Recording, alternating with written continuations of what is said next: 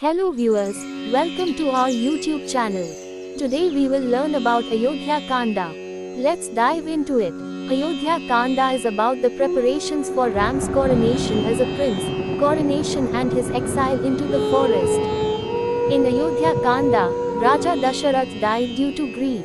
King Dasharatha, who had grown old, expressed his desire to install Ram, his eldest child, the Yuvaraja, Prince Regent, to which the Koshala assembly and his subjects expressed their support. He decided that the next day he would begin the ceremony for the installation of Ram as Prince Regent. The demigods and Mother Earth became very concerned that Ram was becoming very settled in Ayodhya and something had to happen if Ram was to conquer the Ravan.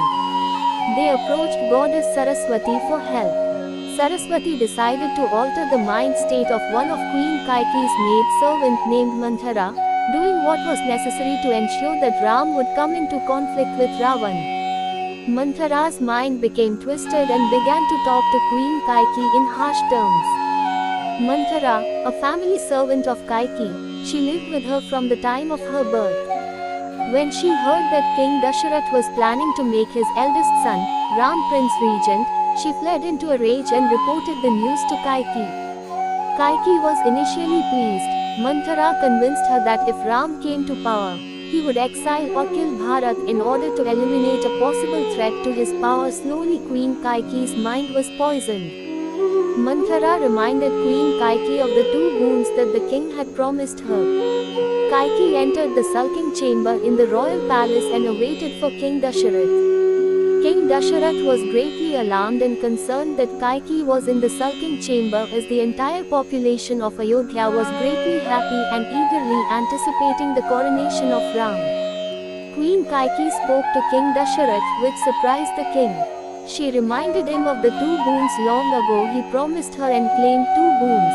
This happened when King Dasharatha was wounded in his chariot on the battlefield once, and Kaikeyi saved his life by taking over the reins and driving the chariot to safety. The heartbroken king, constrained by his rigid devotion to his given word, Kaikeyi asked these boons from King Dasharatha, who acceded to Kaikeyi's demands. All arrangements had been made for Ram's coronation. Instead, let my son Bharat be crowned as Prince Regent. On this occasion itself, Ram had to take refuge in the forest for 14 years. The king's court assistant Sumantra sent Ram to his father. Ram accepted his exile in the forest for 14 years. Queen Kaikeyi spoke to Ram and explained the boons that she had asked of his father. Ram accepted his father's reluctant decree with absolute submission and his stepmother's request and decided to leave the kingdom as it served all purposes of his incarnation. Ram was joined by Sita and Lakshman.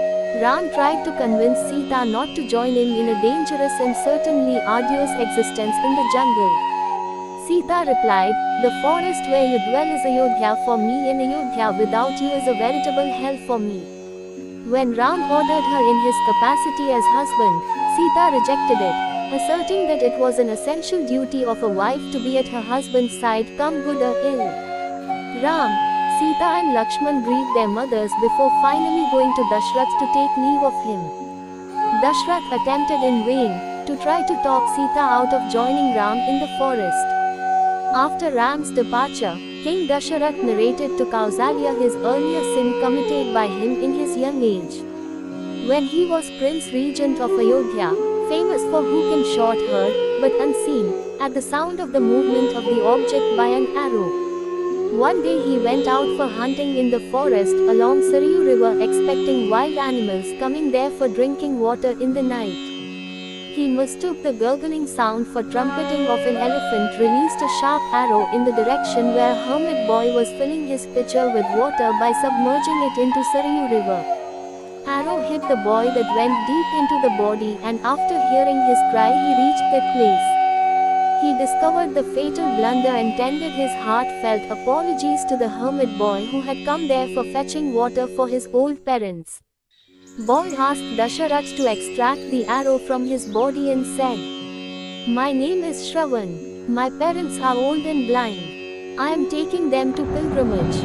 My parents are waiting at some distance for me. I was here to fetch water for them. I am their only support.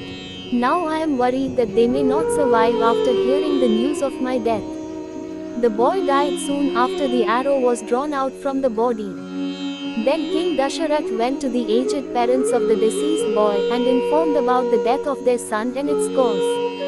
He brought them to their son to the river where he was lying dead. Aged couple cursed the king that he too would die of agony caused by the separation from his son. The aged couple gave up their lives. After narrating the story of his getting the curse long back and start loudly weeping. Ram, Sita, Lakshman reached forest in Ayodhya Kanda. The residents of Ayodhya joined Ram, Sita, Lakshman in the bank of Tamasa river. Ram, Sita, Lakshman and Sumantra escaped from the citizens during the deep night and ventured further into the forest towards Sringaverapur where they met Guha, the Nishad king. They arrived at Prayag. Ram met with the Rishi Bharadwaj at his ashram. Lord Ram then met Rishi Valmiki, the author of the Ramayana at Chitrakoot. Ram asked Sumantra to return to Ayodhya. On returning to Ayodhya, Dasharatha asked Sumantra of the whereabouts of Ram. The pain of separation from Ram was too much for King Dasharatha, passed away crying Ram's name. Bharata and Shatrughan, who were on a visit to their maternal uncle in Kaikeyi country, unaware of what was happening in Ayodhya.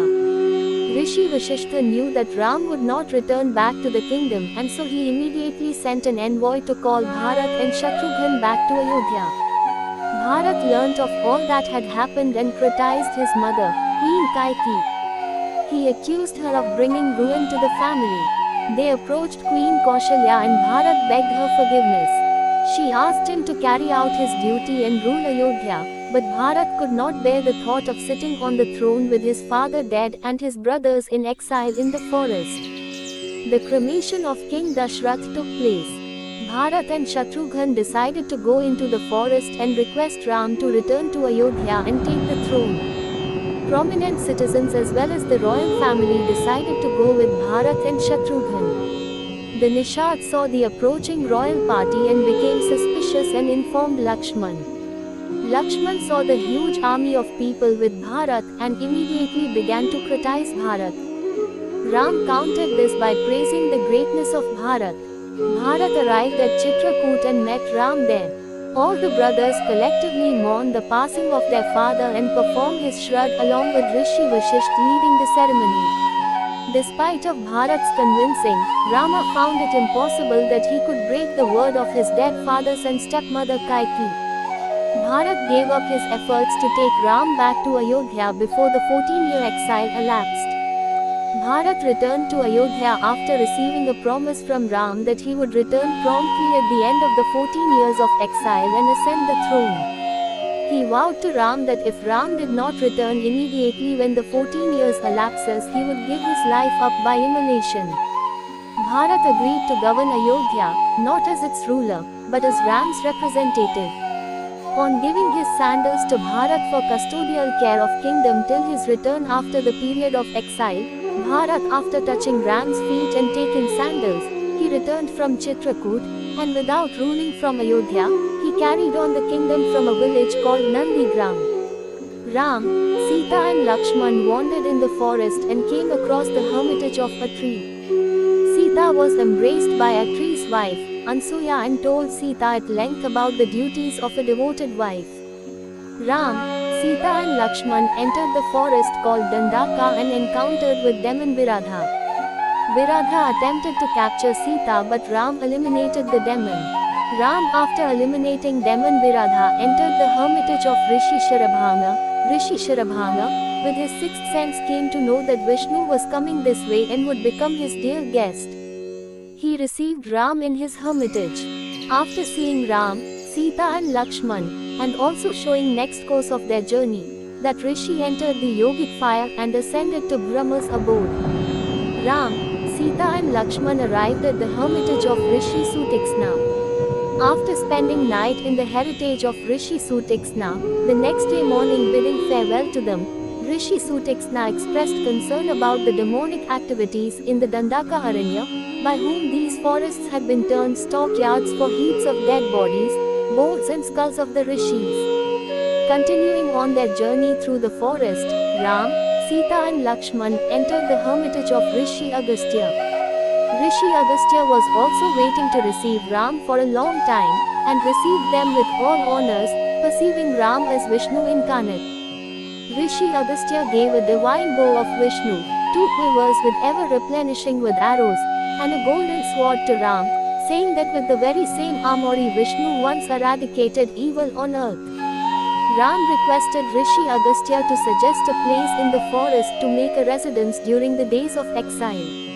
Rishi Agastya foresaw the next course of Ramayana and oriented his conversation around womanhood and Sita. Then Rishi Agastya informed Ram to proceed to Panchavati where Sita would be delightful of its surroundings. Ram, Sita and Lakshman on their way to Panchavati came into contact with Jatayu. The mighty eagle informed Ram that he was a friend of King Dasharatha and would like to help Ram in exile. With this, Ayodhya Kanda came to end. In our next video we will learn about Ayodhya Kanda. Thanks for watching. Please like, share and subscribe.